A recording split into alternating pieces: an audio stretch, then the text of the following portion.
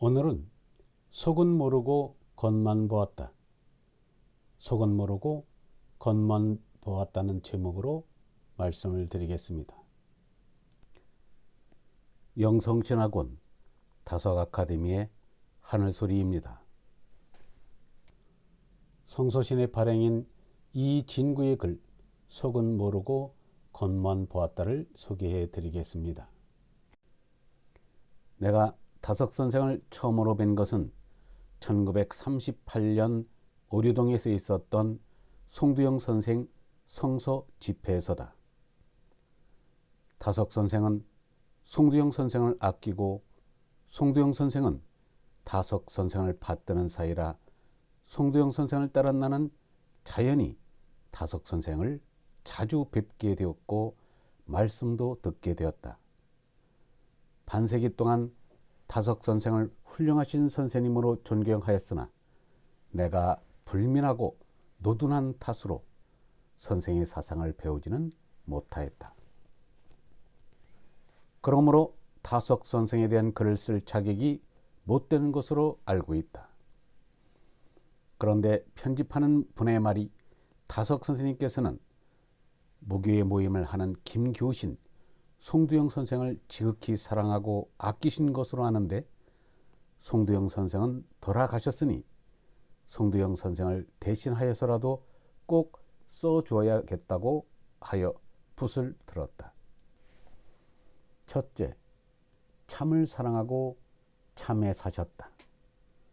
선생은 무명이나 배로 지은 한복을 늘 입으셨고 천으로 만든 손가방에 명상의 일기 공책을 들고 즐겨 걸어 다니셨다. 거기에 머리조차 짧게 깎아서 산속의 절에 머무는 고승을 연상케 하였다.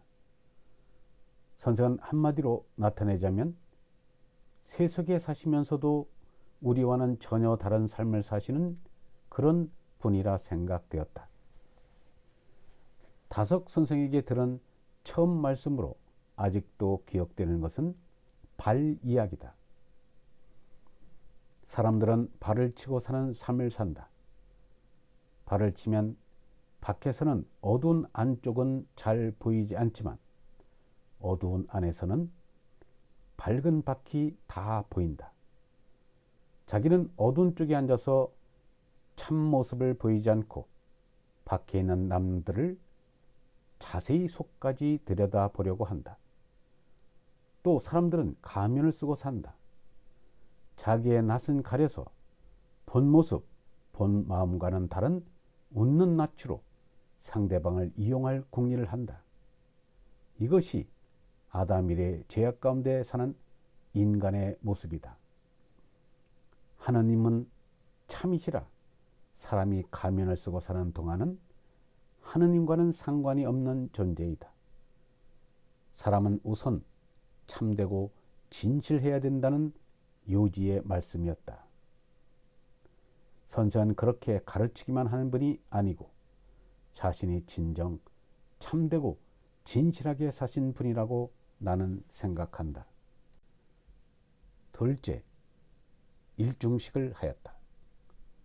선생의 일상생활 가운데 남다른 특징의 한 가지는 일중식을 꾸준히 실천한 것이다. 일중식은 본디 하루에 한 끼니만 드는 것을 말한다. 선생께서는 저녁 한 끼만 드신 것으로 한다.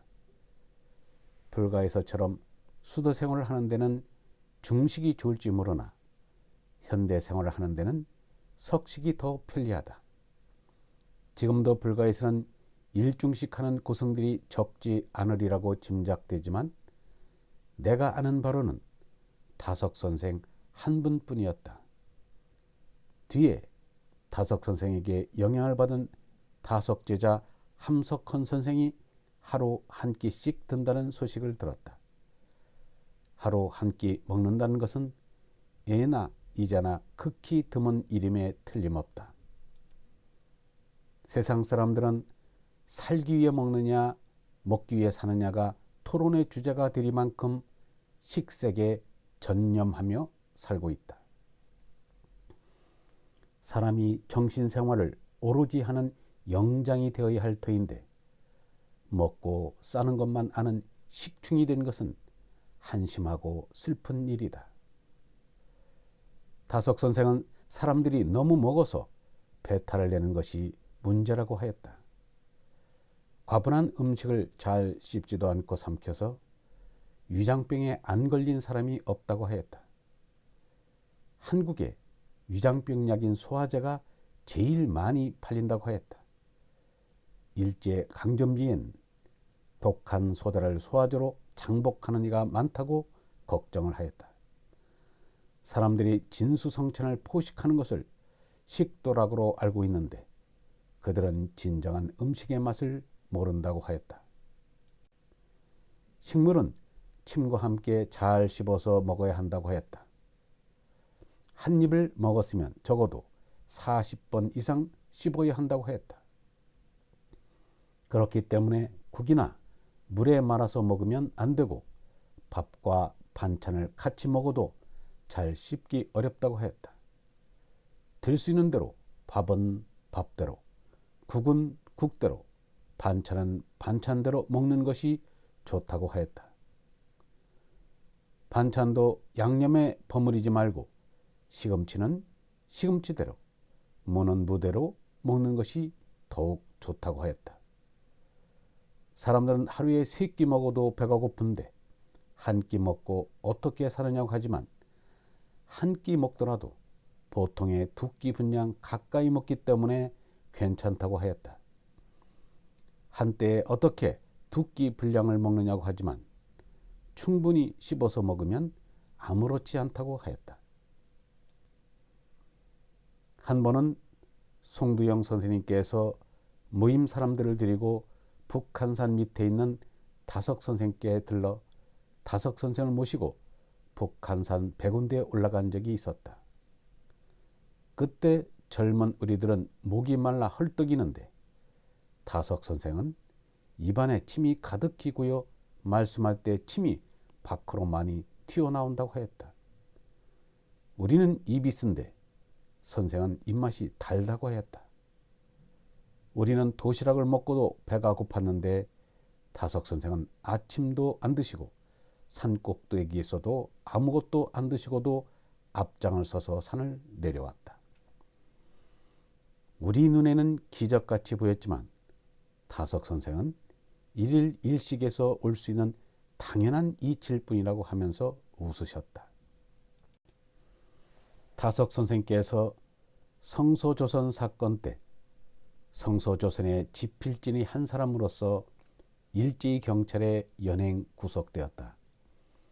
그때 일본 경찰은 행동적인 독립운동이 증거가 없는 성소조선 필자와 독자들에게 죄를 뒤집어 씌우려고 온갖 유도신문을 하였다.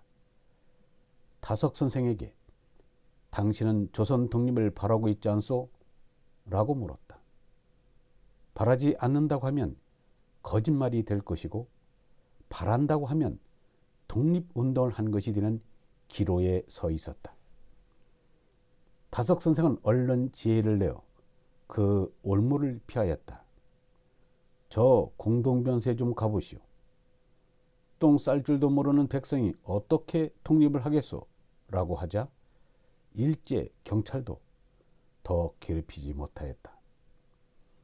아직도 이 결례가 바로 먹을 줄도 쌀 줄도 모르는 것 같아 안타깝다. 셋째, 성서 신해지를 격려하시고. 성서 신해지는 1980년 4월호부터 내 이름으로 내게 되었으나 본디 송두영 선생께서 1946년 1월호부터 시작한 것이다. 그때 이름은 영단이었다.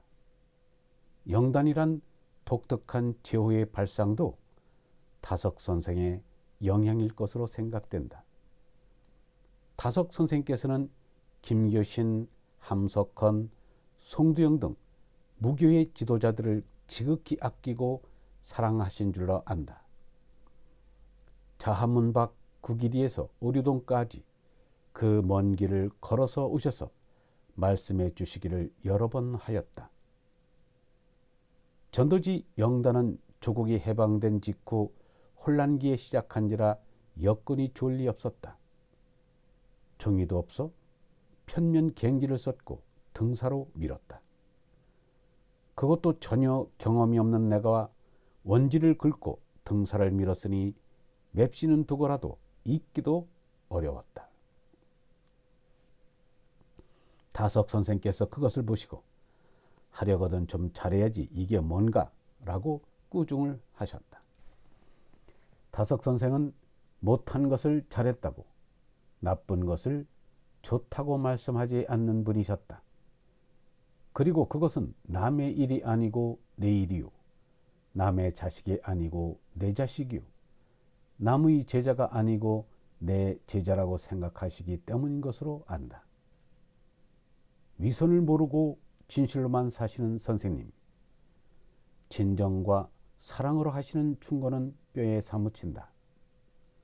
내가 평생 동안 무슨 일을 할 때마다 하려면 잘해야지 하는 말씀이 들려온다. 그때마다 다석 선생께 감사를 느낀다. 그러나 무엇 하나 정성스럽게 못하는 나 자신이 원망스럽고 죄송스러울 뿐이다. 영단에 대하여 다석 선생께서는 그런 초라한 모습에도 불구하고 기대를 거시고 격려를 하시며 영단의 탄생을 반기는 기고를 하셨다. 그것은 송두영 선생에 대한 사랑과 격려였다. 1947년 8월호 영단에 다석 선생이 끝냈던 소식이란 글이 실렸는데 그 일은 또 날 이야기이고 그 이는 다음과 같다. 일단 어떻게 하면 이 물값을 바치나, 온글면 온근채로, 이쪽이면 이쪽대로, 성하면 성한 대로, 썩으면 썩는 대로, 헐면 허는 대로, 벗어지면 벗은 채로 아버지의 뜻이어만 지이다. 아버지께 돌아가만 지이다. 아버지 아들이어만 지이다. 2단 바로 들으면 참말로 꺾인 갈대 뚫린 피리 한 토막, 높은 봉 구름 밖으로 거룩한 숨이 차서 내는 청 철양도 하지 바람결에 들이면 가장 소스라친 청이 야고보의 우물가에 있다. 이는 영단에 대한 축원이며 선생의 신앙 고백이다. 또 바른 소리를 내고 바로 들으라는 영단과 그 독자에 대한 바람이다. 다석 선생께서는 글을 별로 발표하지 않았는데 김교신 선생이 낸 성소조선에 여러 번 기고하였고 송두영 선생이 낸 영단 성서 인생 등에 이따금 기고해 주었다. 다석 선생은 자신의 2만 천일을 맞이하여 떠난 김교신을 생각하고 그가 힘들여내던 성소조선을 안타까워하며 성소조선의 폐간으로 끊어졌던 소식이 영단에서 이어지기를 바랬다. 그리고 김교신의 요절을 아쉬워하면서 다석 선생 자신이 3000일을 더 살아 24,151일 되는 날을 사망 예정일로 가정하고 날마다 생후 며칠, 여생 며칠을 헤아리며 하루하루 최선을 다하고자 했다고 생각된다. 그런데 사망 예정일보다 9,049일이나 더 살았다. 송두영 선생의 전도지 성서 인생이 발행될 때 최신부의 대체 구자가 2951번으로 개설되었다. 그것을 본 다석 선생은 두고 5일 곧 두고 외울 좋은 잡지가 되라고 격려하였다. 다섯째, 수리에 밝으셨다. 다석 선생께서는 수리에도 특별한 재능을 가지고 계셨다. 30대 우리나라에도 선진도량형법을 보급시켜야 한다고 생각하여 메트로법이라는 작은 책자를 간행한 적이 있었다. 나는 우리나라에서 미터법이 법적으로 시행되기 시작한 1960년대 초에 미터법 환산기를 만들어 특허까지 받았다. 회사를 그만두고 제주에 착수할 무렵 견본을 가지고 타석 선생님께 찾아가서 보여드렸다. 선생님께서 관심을 보이고 격려해 주시리라 기대를 하였는데 선생님께서는 한참 동안 이리저리 보시더니 장사를 하려거든 생활 필수품 쪽을 택하는 것이 좋을 거야 라고만 하였다. 이미 상당히 진행된 터라 변경할 수도 없었다. 내 생각으로는 값싸고 편리하고 누구나 필요할 것이니 그래도 좀 팔리리라고 생각하였다. 그러나 막상 제품을 만들어 시장에 내보니 아무도 관심을 보이지 않았다. 1년 동안 무진 애만 쓰고 손해만 보았다. 완전 실패였다. 선생님은 철학자시라 세상 물정은 모르시리라 생각했었는데 그게 아니라는 것을 그 일로 분명히 알게 되었다. 6번째, 마지막 대면을 할 때 다석 선생의 부인께서 중환일 때 문병을 갔다. 그때가 1980년 봄이라 사모님께서 별세하시기 2달 전쯤이 된다. 내실로 안내되었을 때 사모님은 말씀도 못하시고 눈으로 인사를 받으셨다. 나는 묵도로 기도를 드리고 앉아 있었다. 다석 선생도 건강이 좋지 않으셔서 전과는 달리 아무 말씀도 없으시고 방바닥에 먼지 하나를 발견하시면 쓰레기통에 쓸어 담으시는 일을 되풀이하시기만 하였다.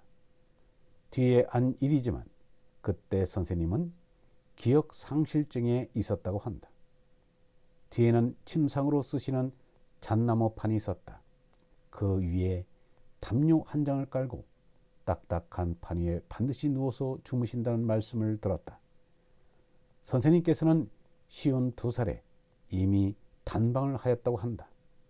다석 선생은 일상생활도 우리와 다르기 때문에 감히 흉내를 내볼 생각조차 할 수 없다. 모든 사람이 모두 그런 생활을 하는 것이 바람직한 것이냐에 대해서는 이론도 있을 수 있겠지만 자신이 옳다고 믿는 것이면 여러 사람들과는 다른 삶을 살고 가신 일은 역사에 기록하여 두고두고 사람들이 생각해 보아야 할 일로 생각된다. 다석 선생의 외면적인 삶의 편인들을 살펴봤으나 다석 선생께서 자득하신 정신적인 진리는 보통 사람은 이해하기 어려운 것이 사실인데 제자 되신 분들의 수고로 쉽게 세상 사람들이 접하게 될 수 있기를 바라는 마음 간절하다. 오늘은 성서신의 발행인 이진구의 글 속은 모르고 겉만 보았다를 소개해 드렸습니다. 다석 유영모 선생님의 삶과 사상에 대한 이해에 도움이 되셨기를 바랍니다. 감사합니다. 다음 강의에서 다시 만나겠습니다. 안녕히 계십시오.